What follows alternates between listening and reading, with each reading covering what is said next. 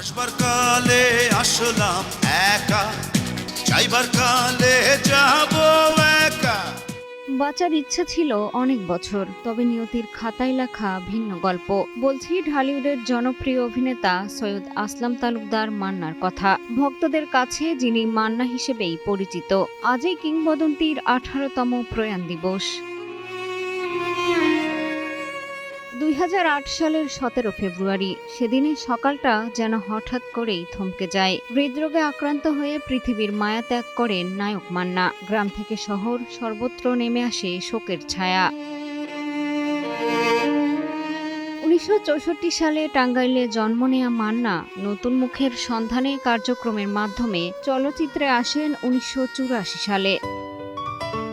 Ceylon টি রপ্তানিতে শীর্ষে। 1985 সালে পাগলি দিয়ে অভিষেক হলেও 1992 সালের দাঙ্গা তাকে এনে দেয় আলাদা পরিচিতি। এরপর একের পর এক সাফল্য, তেজি, কে আমার বাবা, আম্মাজান তার ক্যারিয়ারের সোনালী অধ্যায়। শুধু অভিনেতা নন, সফল প্রযোজক ছিলেন মান্না। তার প্রযোজনা প্রতিষ্ঠান থেকে মুক্তি পেয়েছে স্বামী স্ত্রীর যুদ্ধ, পিতামাতার আমানত সহ একাধিক ব্যবসা সফল সিনেমা। ভিখারি আমি একজন।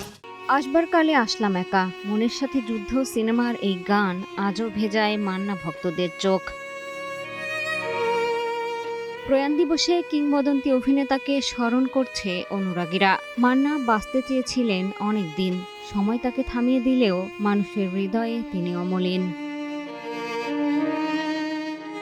মিষ্টি খাতুন, কালের কণ্ঠ।